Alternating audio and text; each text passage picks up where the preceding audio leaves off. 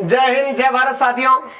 आज का जो हमारा टॉपिक है वो है गर्भपात कानून पर सुप्रीम फैसला। सुप्रीम कोर्ट के 3 न्यायाधीशों की पीठ के द्वारा हाल ही में एक फैसला दिया गया है गर्भपात को लेकर के, एमटीपी एक्ट को लेके।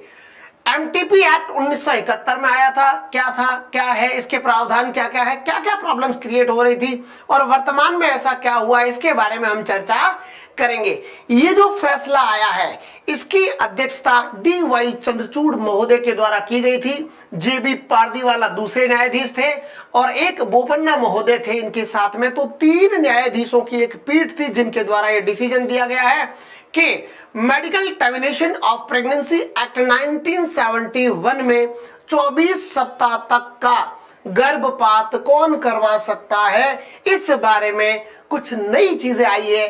देखिएगा, चलते हैं आगे क्या क्या चीजें आई है। केस और फैक्ट्स ऑफ केसेस, यानी अभी का जो केस हुआ है उसके फैक्ट क्या है।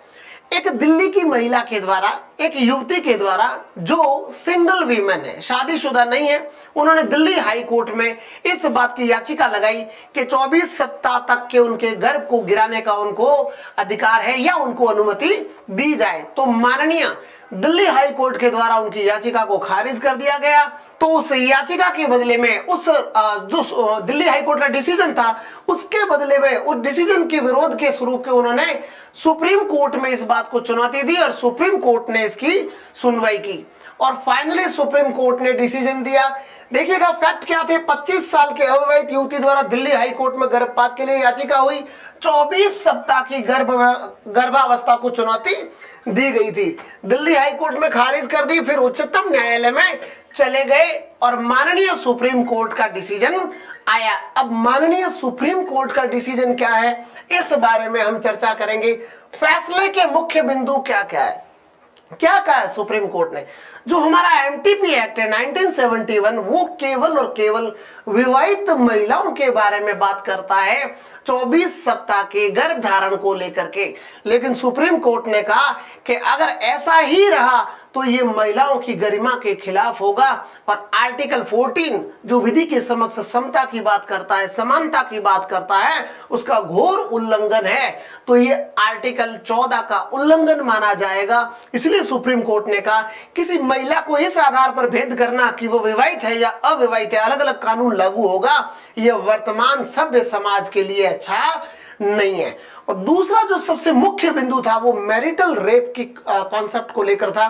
देखिएगा वैवाहिक बलात्कार क्या है, सबसे पहले तो थोड़ा सा इसमें चर्चा कर लेते हैं। मैरिटल रेप वो होता है जब शादीशुदा व्यक्ति के द्वारा अपनी पत्नी के साथ फोर्सफुली रिलेशन बनाए जाते हैं और उसके अनुसरण में वो महिला गर्भ धारण कर लेती है। तो क्या ऐसे गर्भ को गिराने का अधिकार है या नहीं है, देख लीजिएगा। अभी फिलहाल जो सुप्रीम कोर्ट का डिसीजन आया है उसके अकॉर्डिंग मैरिटल रेप को क्राइम नहीं माना गया। ध्यान रखना, ऐसा नहीं है कि इसके लिए पनिशमेंट की व्यवस्था कर ली गई है या कॉग्निजेबल ऑफेंस मान लिया गया, नहीं। हाँ, इतना जरूर किया गया है कि बिल्कुल मैरिटल रेप है और एक महिला अगर गर्भपात करवाना चाहती है तो वो भी करवा सकती है। सिंगल महिला है तो वो भी करवा सकती है। या जो वर्तमान जो ट्रेंड चल रहा है concept of live in relationship, इसमें भी रहने वाली कोई महिला है तो वो भी 24 सप्ताह तक गर्भपात करवा सकती है। तो इसके मुख्य बिंदु क्या क्या है। 24 सप्ताह के गर्भपात का अधिकार केवल गर्भपात का अधिकार केवल विवाहित महिलाओं को नहीं है। अगर ऐसा है तो वह आर्टिकल 14 का उल्लंघन माना जाएगा। किसी महिला के गर्भपात का अधिकार छीनना उसकी गरिमा को कुचलने जैसा है। महिला के विवाहित या अविवाहित होने से कोई फर्क नहीं पड़ता। वैवाहिक बलात्कार के मामले में भी महिला को गर्भपात का अधिकार रहेगा। एमटीपी एक्ट की धारा 3(3)(b) में अविवाहित एकल महिला या लिव इन में रहने वाली महिला भी शामिल होगी। तो यह है सुप्रीम कोर्ट का फिलहाल सुप्रीम फैसला। अब एमटीपी एक्ट क्या है, देखिएगा, इस बारे में हम थोड़ी सी चर्चा करेंगे। एमटीपी एक्ट की फुल फॉर्म कई बार एग्जाम में पूछी जाती है।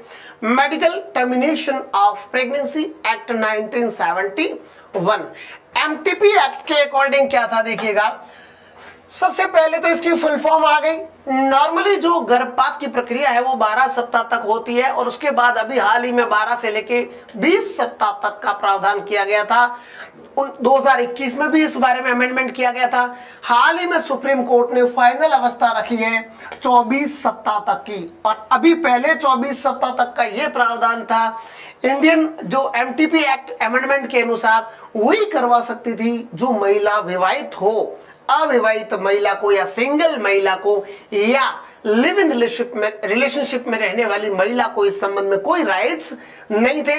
तो आदरणीय सुप्रीम कोर्ट का ये डिसीजन आने वाले समय में महिला अधिकारों के लिए नींव का पत्थर साबित होगा। इन्हीं शब्दों के साथ जय हिंद, जय भारत।